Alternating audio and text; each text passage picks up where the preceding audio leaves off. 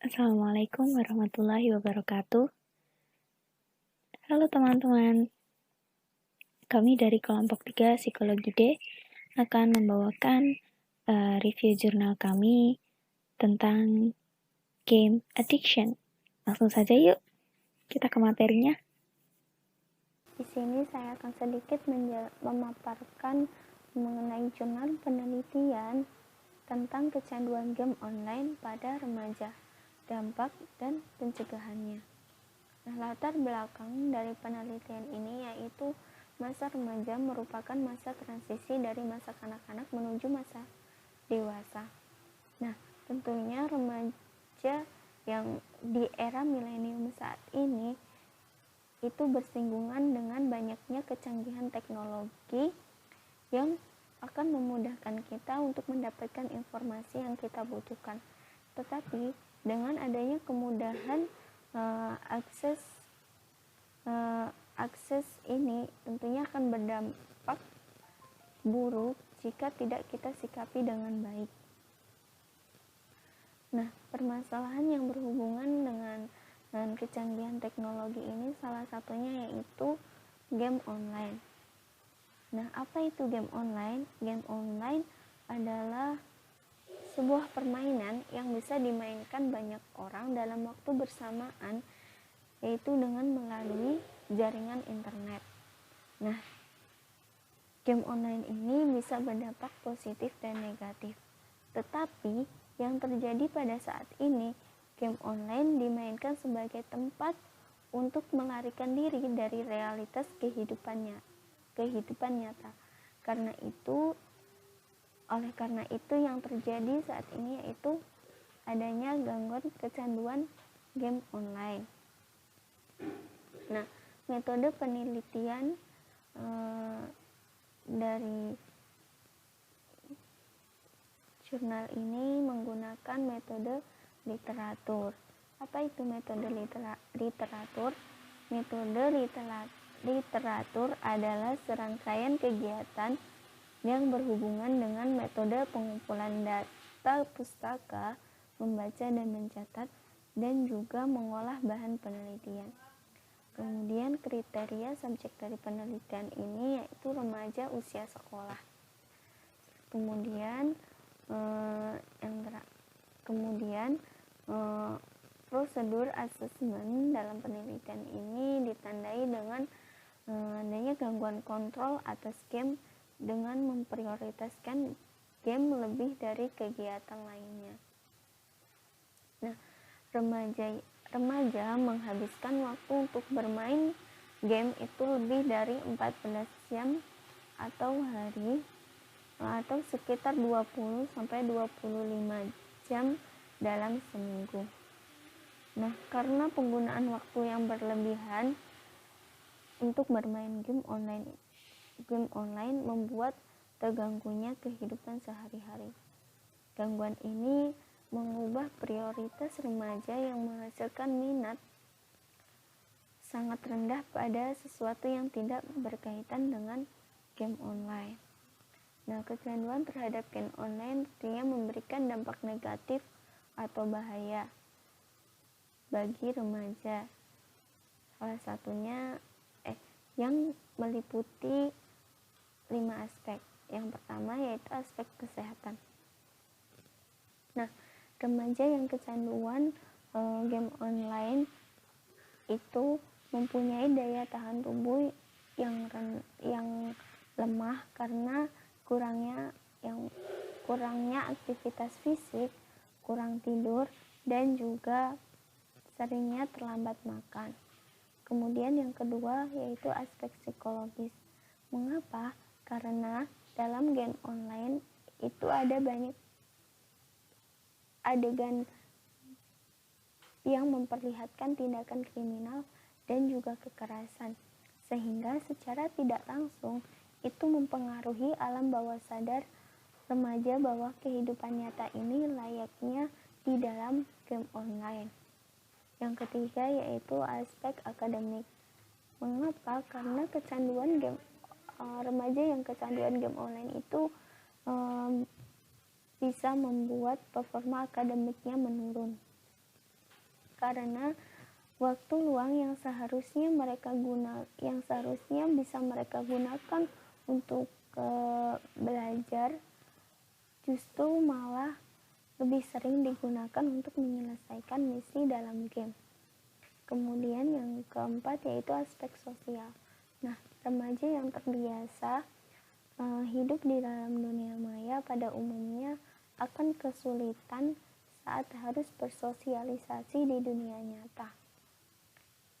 Itu. Kemudian yang kelima yaitu aspek keuangan. Mengapa? Karena game online itu terkadang membutuhkan biaya untuk membeli voucher game agar mereka bisa terus bermain game tersebut gitu. Nah, dari penelitian Chen et al. Itu menemukan bahwa mayoritas kejahatan dari game online ialah pencurian dan juga penipuan. Kemudian dari penelitian ini juga menemukan bahwa usia pelaku kejahatan akibat dari game online itu adalah remaja. Sekian dari saya, selanjutnya akan dilanjutkan oleh Ajeng Safira. Oke, lalu kita masuk ke prosedur intervensi. Kecanduan dalam game online ini dapat memberikan dampak negatif atau bahaya bagi remaja yang mengalaminya. Maka dari itu, peneliti di sini memberikan atau memberitahukan bahwa ada dampak yang akan muncul akibat kecanduan game online ini, yang meliputi 5 aspek, antara lain aspek kesehatan, psikologis, akademik, sosial, dan juga keuangan. Kemudian peneliti memberikan pemahaman tentang bahaya kecanduan game online, karena hal ini sangat penting bagi remaja untuk bisa menjadi pertimbangan dalam pengambilan keputusan ketika mereka akan bermain game online ini. Untuk itu, remaja perlu ditingkatkan pemahamannya mengenai bahaya kecanduan game online, dan upaya ini perlu dipertimbangkan sebagai langkah awal dari pencegahan kecanduan game online. Selain itu, parental monitoring ini juga sebagai upaya yang bisa dilakukan oleh orang tua. Orang tua ini berperan sangat penting untuk mencegah perilaku game online ini. Yang kemudian research restriction ini adalah pembatasan berbagai sumber daya untuk bermain game online. Misalnya alat-alat atau faktor atau media yang bisa mendorong remaja untuk bermain game online. Kemudian lanjut kita ke hasil. Remaja yang kecanduan game online semakin tidak mampu untuk mengatur waktu bermainnya. Akibatnya remaja mengabaikan dunia nyata dan perannya dalam sosial. Berdasarkan hasil penelitian yang dilakukan, masih banyak remaja yang belum memiliki pemahaman yang memadai mengenai bahaya kecanduan game online ini. Pemahaman mengenai bahaya kecanduan game online ini sangatlah penting bagi remaja agar menjadi bahan pertimbangan mereka untuk mengambil keputusan dalam bermain game online. Untuk itu, remaja harus ditingkatkan pemahaman mengenai bahaya kecanduan game online ini. Dan kemudian, peran orang tua dalam hal ini menjadi sangat penting untuk memberikan perhatian dan pemahaman terhadap anak-anak mereka, yang kemudian dilanjutkan dengan komunikasi antara anak dan orang tua. Selain itu, juga dilakukan pembatasan terhadap penggunaan sumber daya yang dapat mengakses game online ini, dan juga pembatasan terhadap waktu pada remaja untuk menggunakan alat atau media untuk bermain game online. Kemudian kita masuk ke diskusi. Salah satu produk perkembangan teknologi yang saat ini digemari remaja adalah game online.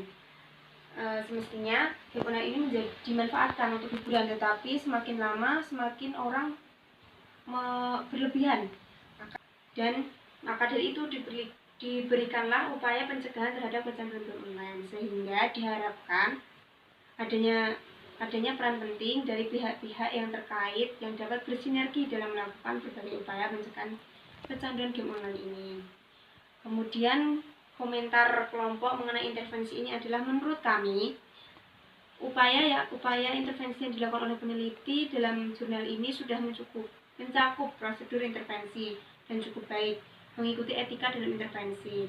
Intervensi yang ada di dalam penelitian juga cukup mudah untuk diikuti dan juga dipahami oleh orang lain yang akan membaca jurnal ini. Terima kasih. saya akan mencoba menjelaskan tentang latar belakang dari jurnal yang telah kami review sebelumnya.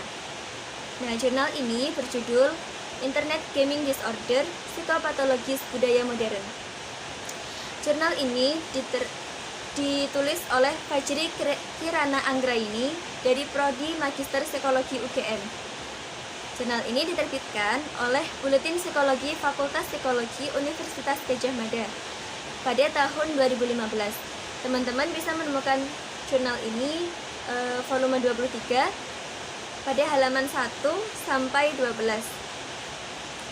Nah, teman-teman, jurnal ini nanti akan membahas tentang Internet Gaming Disorder atau kecanduan game online dari segi psikopatologis budaya modern. Ketika zaman dulu itu kan kita masih pada budaya yang tradisional kalau dibandingkan dengan sekarang yang modern ya. Nah, zaman dulu itu kita masih menggunakan alat-alat tradisional, berbeda dengan sekarang yang mulai bergeser ke arah penggunaan teknologi sepenuhnya. Nah, teman-teman, dari situ permainan yang dihasilkan itu juga semakin berkembang. Seiring berkembangnya teknologi, para pemain semakin dimanjakan dengan fasilitas teknologi, semakin dimanjakan dengan kemudahan-kemudahan akses dan sebagainya, sehingga lama-kelamaan dari yang fungsi yang awalnya sebagai hiburan mengisi waktu luang kemudian bergeser menjadi pemain itu sibuk dengan dunia buatannya yang di dalam game tadi. Seperti ketika kita dicekoki banyak sekali informasi, kemudian kita tidak bisa menyerap mana yang penting dan tidak, computer addiction atau game addiction. Nah, ini yang akan kita bahas selanjutnya. Internet Gaming Disorder. Apa sih Internet Gaming Disorder itu? Internet Gaming Disorder merupakan bentuk penggunaan internet yang secara berkelanjutan berhubungan dengan penggunaan internet yang bersifat patologis. Nah, Internet Gaming Disorder ini mengganggu aktivitas kita di dunia nyata, termasuk mengganggu jam tidur. Nah, Internet Gaming Disorder ini, teman-teman, merupakan masalah yang serius di beberapa negara Asia.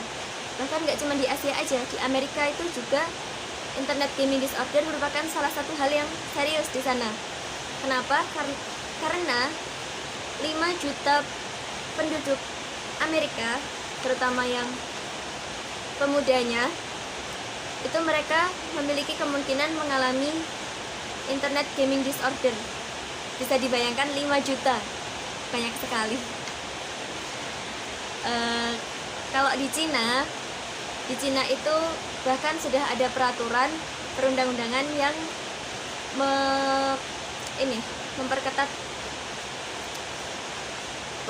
memperketat perizinan untuk membuka warung internet. Terus juga ada peraturan yang mewajibkan untuk menutup warung internet, warnet seperti itu, supaya pemuda-pemuda di sana itu mereka tidak menghabiskan waktu dengan game.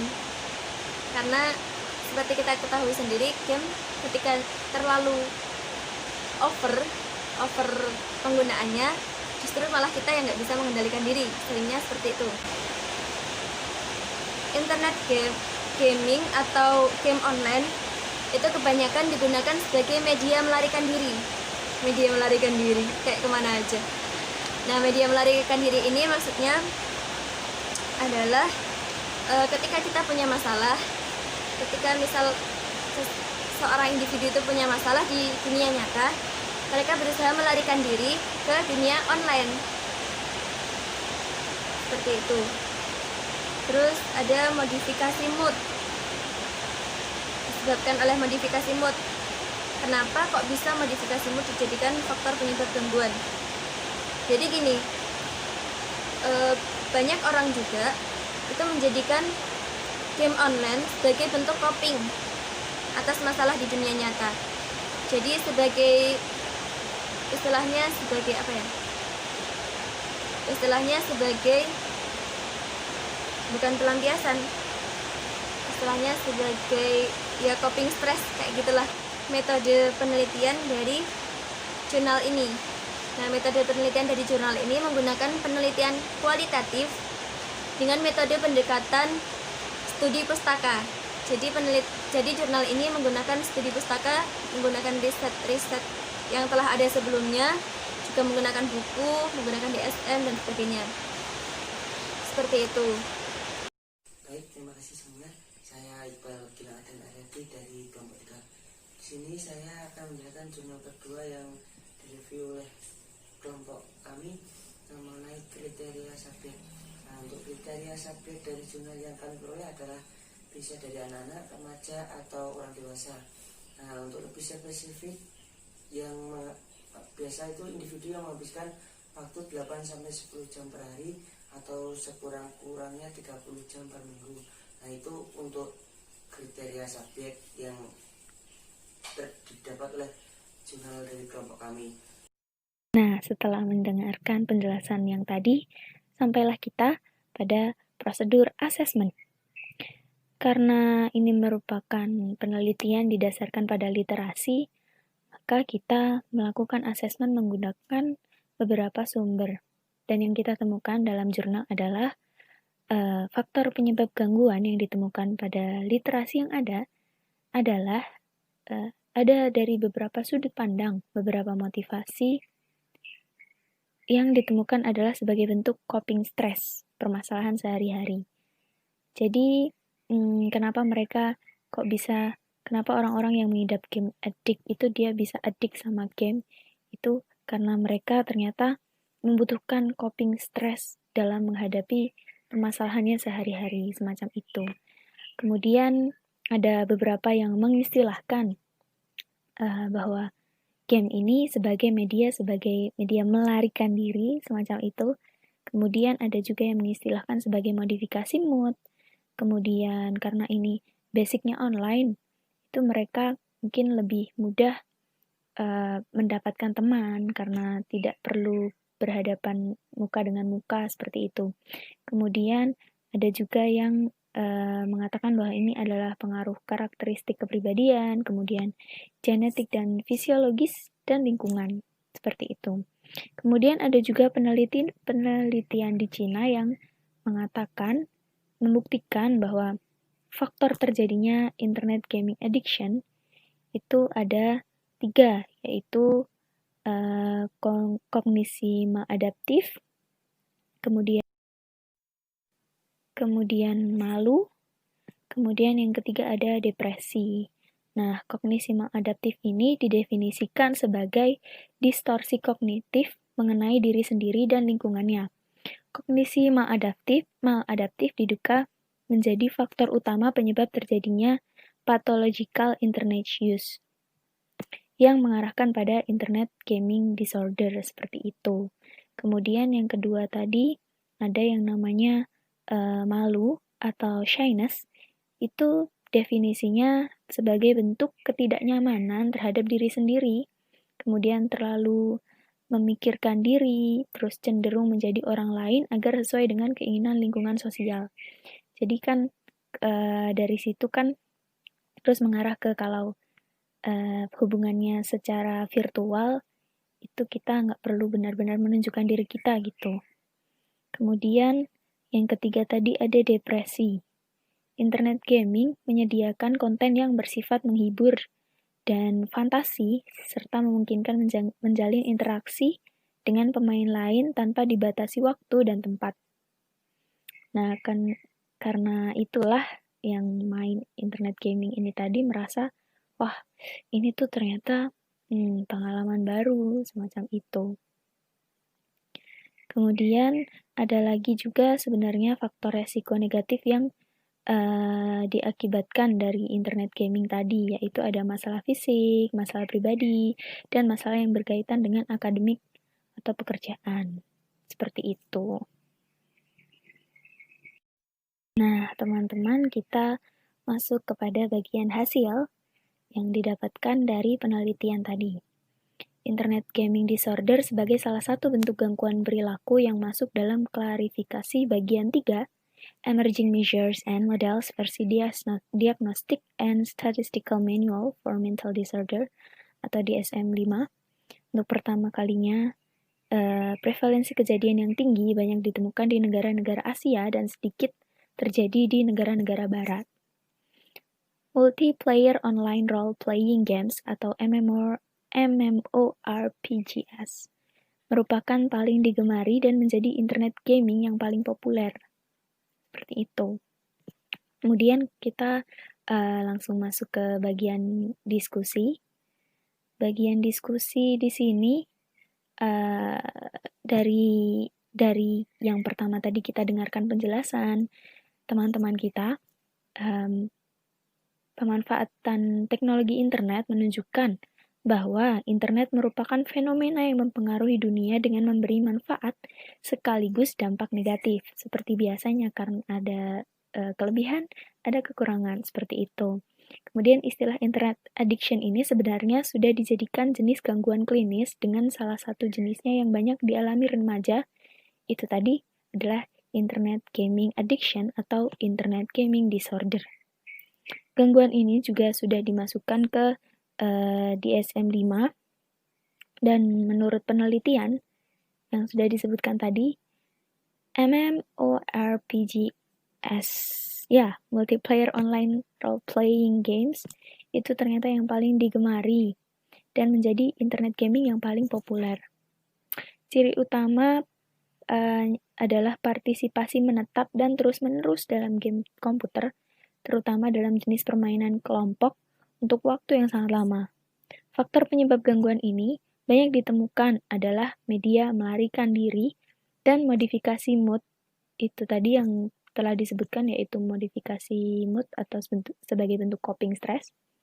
Kemudian menjalin hubungan pertemanan yang lebih luas, kemudian karakteristik kepribadian, genetik dan fisiologis, serta lingkungan, termasuk juga kognisi maladaptif, malu, dan depresi. Kemudian yang terakhir ada, kita tadi sudah membahas tentang simptom. Simptom alias gejala. Apa sih gejalanya kalau kita itu mengidap internet gaming addiction? Ternyata adalah keasyikan dengan permainan internet, kemudian menarik diri dari dunia nyata, dan cenderung lebih ke menaruh perhatian lebih kepada kehidupan virtualnya dia. Kemudian usaha mengontrol diri yang gagal, kemudian kehilangan ketertarikan pada hobi, kan hobinya sudah pindah dengan internet gaming tadi. Lalu ada berlebihan ketika menggunakan internet gaming, kemudian memiliki hubungan yang tidak baik dalam beberapa aspek kehidupan nyata, karena dia cenderung menarik diri. Sementara intervensi yang dapat dilakukan adalah dengan mengkolaborasikan farmakoterapi dengan psikoterapi CBT, karena itu dianggap efektif, gitu. Oke teman-teman, terima kasih sudah mendengarkan kelompok kami yang menjelaskan tentang review jurnal yang kami temukan. Kurang lebihnya mohon maaf. Semoga bermanfaat. Wassalamualaikum warahmatullahi wabarakatuh.